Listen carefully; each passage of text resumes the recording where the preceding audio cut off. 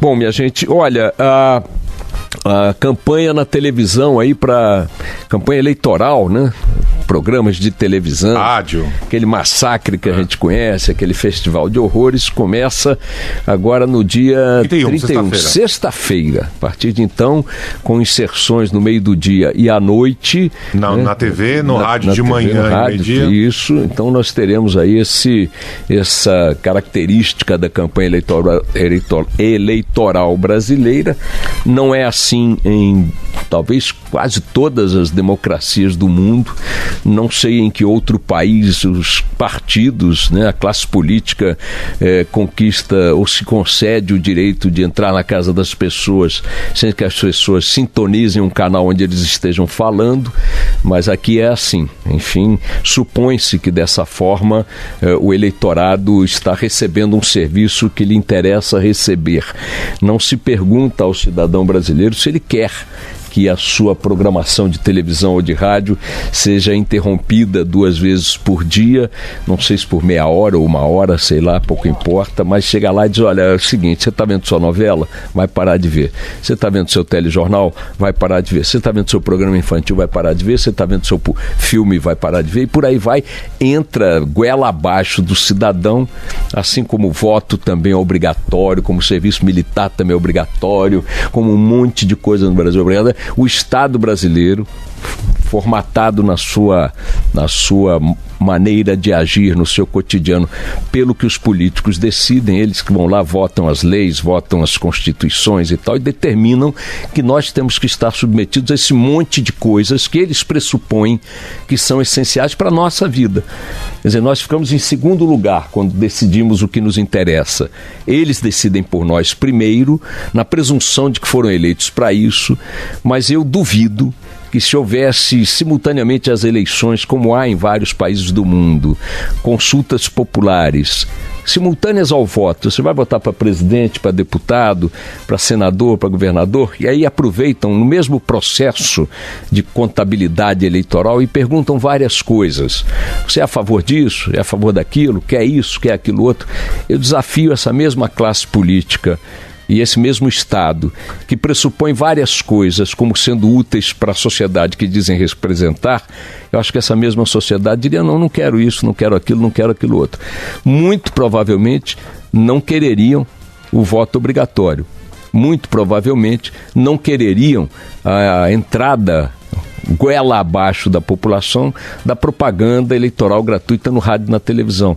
Como muito provavelmente não quereriam a Voz do Brasil, muito provavelmente não quereriam um monte de outras coisas, repito, que estão colocadas aí, impostas a nós, com o pressuposto de que nos defendem, nos representam, nos orientam, quer dizer, como se precisássemos ser tutelados, levados pelas mãos, como levamos nossos filhos para dentro d'água, na praia, na piscina e tal, porque não se afoguem.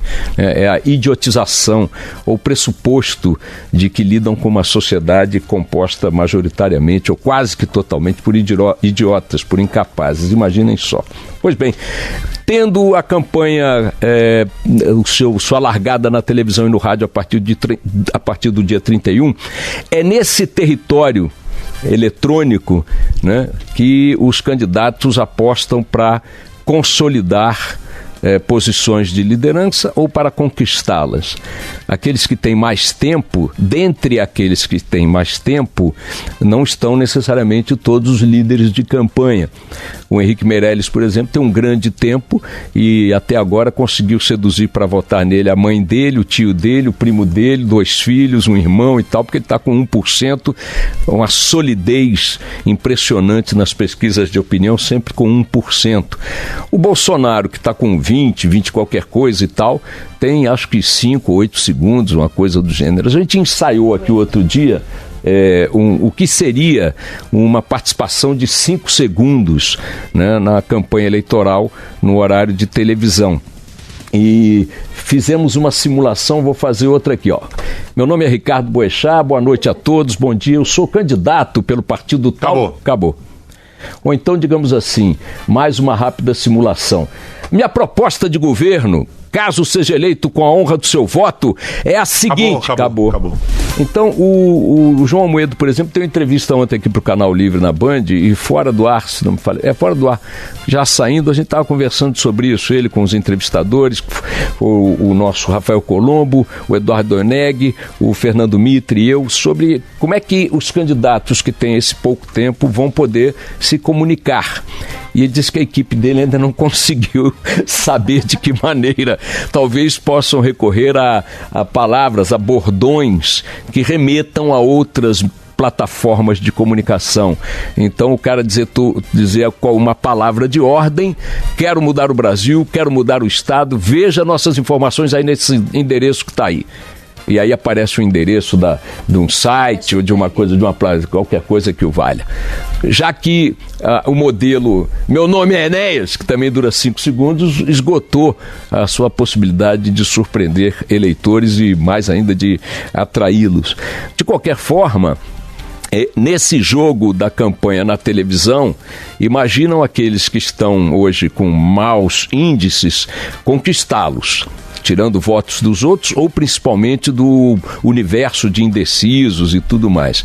Aqueles que estão na liderança, claro, almejam ampliar sua liderança, né? Então, todos estão apostando muito vigorosamente na propaganda eleitoral que começa no dia 31. E, claro, ao longo destes mais 40 dias, nos separam das eleições, um pouco mais de 40 dias, teremos também uma enxurrada de pesquisas eleitorais e tal, que acabam sendo elementos importantes para aquecer a discussão, o debate, indicar tendências, humores do eleitorado e tudo mais. O Ibope divulga uma nova pesquisa nacional agora na quarta-feira, e eu recebi agora há pouco, aqui no nosso WhatsApp, na nossa comunicação, às 7h03 da manhã, o resultado de uma pesquisa feita por encomenda do banco BTG Pactual, que é um banco importante aí, enfim, que atua pesadamente no campo dos investimentos, fundos de investimento e tudo mais,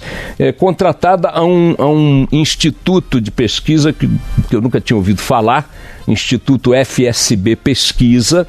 De qualquer maneira, como o Banco Pactual, suponho eu, não vai querer ficar brincando com coisa séria, quero crer que ele tomou as cautelas necessárias para saber da seriedade e competência técnica do instituto que contratou. Eu nunca ouvi falar nesse FSB Pesquisa, mas já ouvi falar muito do Banco Pactual.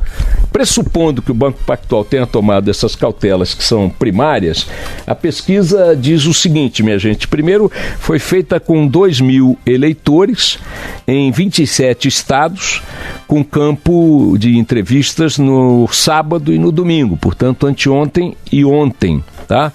Está registrada no TSE, tá? Ela foi feita por telefone, móvel, ou seja, celulares e fixos.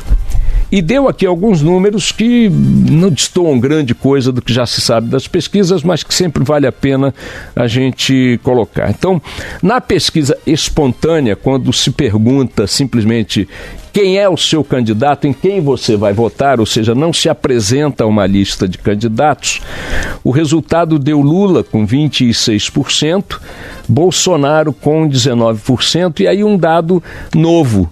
Em terceiro lugar, aparece João Amoedo, com 3% apenas, quer dizer, considerando 26 de Lula, 19 de Bolsonaro, 3 é pouco.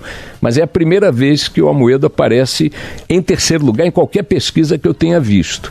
Na sequência, empatados com 2%, Alckmin, Marina Silva e Ciro Gomes.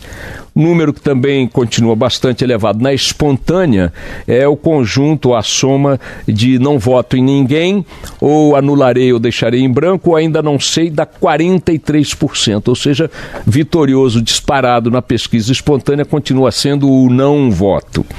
Na pesquisa estimulada, quando é apresentada uma lista de candidatos, os números são os seguintes. Na lista que inclui Lula, segundo essa pesquisa do BTG Pactual, na lista que inclui Lula ainda como candidato, à espera da decisão do TSE sobre sua candidatura, Lula aparece com 35% dos votos, Bolsonaro com 22%, Marina Silva com 9%, Alckmin, pela primeira vez também vejo o Alckmin numa pesquisa ultrapassar Ciro Gomes, com 6, o Ciro com 5 e o Amoedo novamente encostando ali no batalhão de segundo patamar com 4%.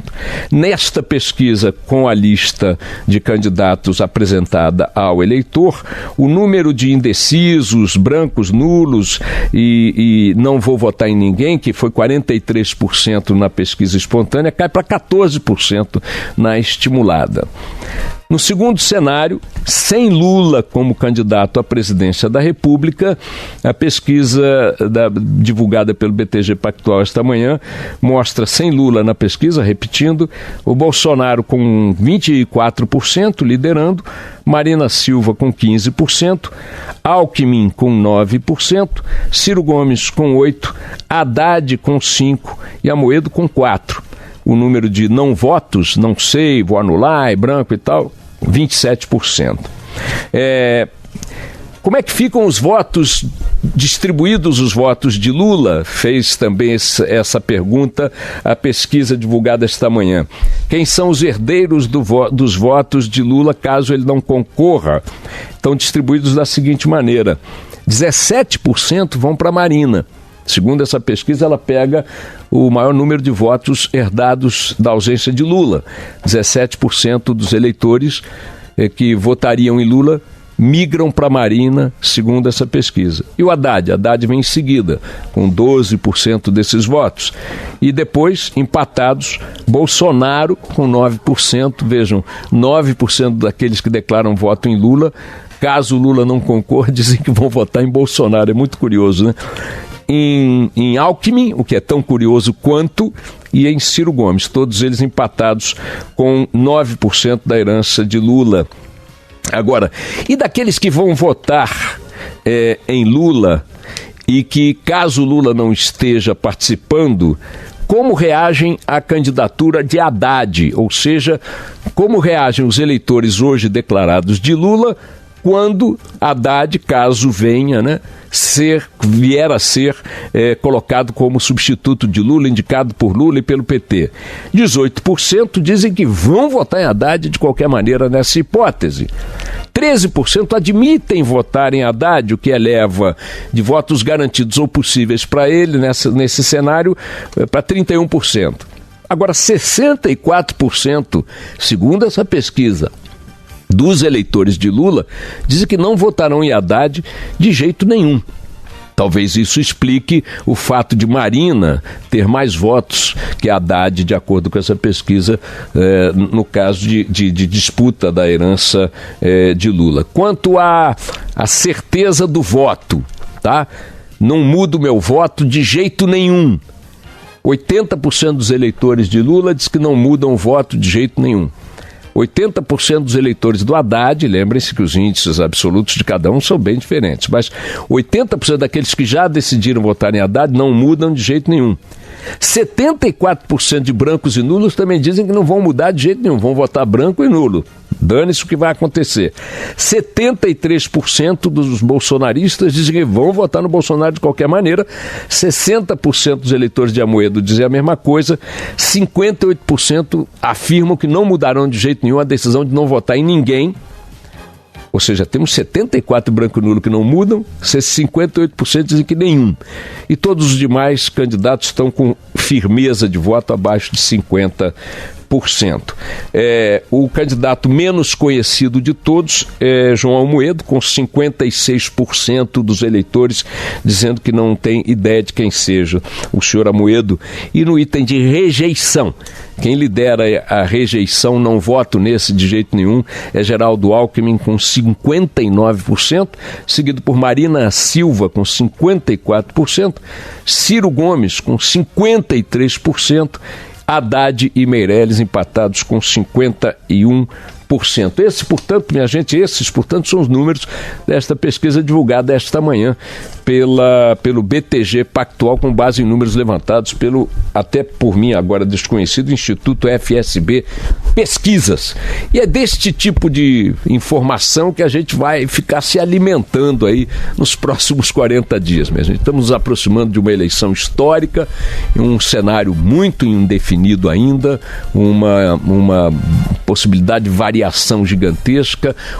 A propaganda na televisão e no rádio é o próximo elemento com potencial de alterar esse cenário, e vamos ficar aí de cima da montanha contemplando o horizonte para ver para onde vão os muitos candidatos e as muitas candidaturas com os seus respectivos eleitores. Vamos tocar o barco, minha gente.